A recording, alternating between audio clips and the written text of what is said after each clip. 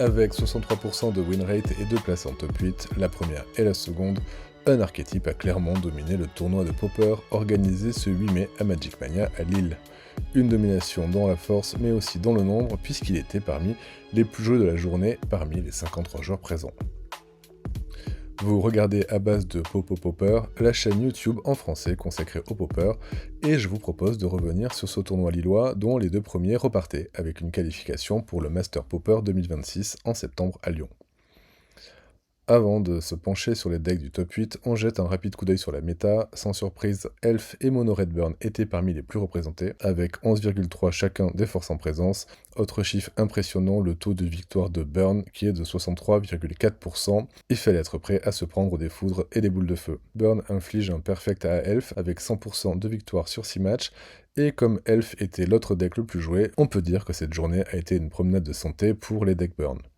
Les deux autres decks les plus joués, Grixis Affinité et Rakdos Madness, eux affichent un petit 39% de win rate. Rien d'étonnant pour Affinité, qui est le deck à abattre en tournoi, beaucoup de joueurs avaient dû préparer leur side en conséquence. À côté de ces 4 archétypes qui représentent près de 40% de la méta, il y avait d'autres petits decks surprises qui ont bien fonctionné, on va le voir dans le top 8. Top 8 dont la 8ème place est occupée par un deck Sonder Terror, un Mono Blue Terror classique. L'archétype Mono Blue a fait des performances ni bonnes ni mauvaises dans cette journée. On rappelle le fonctionnement du deck, il faut remplir le cimetière d'éphémères et de rituels pour tenter de sortir des terreurs tolariennes et des cryptiques serpents pour très peu de mana. À la 7ème place, un pizza combo, tout petit archétype très peu joué qui avait très bien performé au Pauper Guédon puisqu'il y en avait 3 sur la ligne de départ et l'un d'entre eux avait fini dans le top 13. C'est un deck technique qui repose sur le combo Druides dévoué, Rétractation Helix et la fameuse pizza guacamole et chamallow. On pioche, on gère l'adversaire et on espère mettre en place la boucle infinie pour le déborder. Dans ce top 8, un autre deck aussi un peu à part dans la méta, c'est le Cowgate, un deck de contrôle midrange qui utilise les faucons d'escadron pour se constituer un board à peu de frais et des terrains de style porte pour faire grossir des petites créatures à coup de plus X, X étant le nombre de portes que vous avez sur le champ de bataille. Il a l'air très fun à jouer et risque de bientôt remplacer mon Winnie White, mais c'est un deck qui doit souffrir contre Burn, malgré les Prismatic Strand et peut-être quelques Martyr of Sand en side. Il faut pouvoir tenir le coup face à la violence du mono rouge. À la 5ème place, un deck un peu atypique, le Boggle X-Proof. Vous connaissez le Weight Heroic, c'est un peu la même idée, mais en plus pervers. Ici, on pose une créature avec la défense talismanique, comme Slippery Boggle, et on l'enchante un maximum pour lui donner des stats et des capacités supplémentaires, et en faire d'énormes bêtes difficiles à dégager du board. 71% de win rate sur le tournoi, c'est énorme. Le deck a surpris à Lille, un peu pris au dépourvu.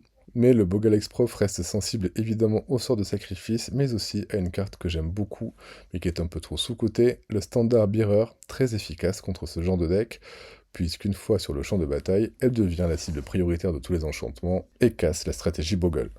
En 4ème place, le classique mono vert elfe au concept brutal, beaucoup de mana, beaucoup d'elfes et rapidement des créas qui tapent fort, très fort, simple, basique. Personnellement, j'aime ni les jouer ni les affronter. À la 3ème place, un archétype ultra confidentiel, tellement confidentiel qu'un seul joueur l'avait choisi, le Golgari Garden, un deck contrôle noir-vert. On détruit tout ce qui bouge avec Defile et Cast-Down, on génère de la valeur avec les jetons de Kalni Garden, et on finit avec de grosses bêtes comme le troll de Khazad-dûm. J'ai affronté une version Pestilence, c'est assez pénible à gérer, tant il est difficile d'installer un board, surtout quand il repose sur des petites créatures. Et à la fin, tout en haut du top 8, aux 2 premières places, un Mono Red Burn Madness. 2 decklists assez proches, très optimisés, qui envoient des dégâts directs en masse, mais pas seulement.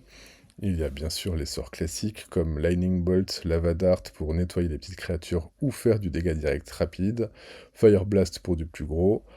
Des cartes comme Faceless Looting et Highway Robbery permettent d'activer facilement la folie. Sur le board, Kissing Flamebreezer et Gutter Snipe transforment chaque éphémère ou rituel en dégâts bonus pour amplifier un peu plus les dégâts.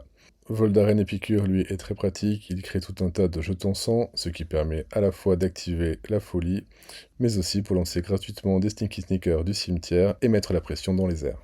C'est extrêmement rapide, c'est très cohérent et ça punit tout deck un peu trop lent. On a vu le 100% contre Elf, mais c'est aussi 100% contre Cowgate, contre Affinity Grixis et 66% contre White Winnie. Ce rapide débrief de l'événement Pauper de l'édition 2026 de Magic Mania est maintenant terminé. Magic Mania, qui cette année encore, et peut-être plus encore que l'an dernier, a réuni magiciens et magiciennes dans la joie et la bonne humeur. Merci à Alvar et à ses équipes pour le regard. Je vous mets un lien vers la liste des decks du top 8 dans la description de cette vidéo que je vous invite à liker ou disliker, on est toujours dans un pays libre. N'hésitez pas à me dire en commentaire quel deck vous tente le plus, n'hésitez pas non plus à vous abonner et à activer les notifications. Salut et à bientôt.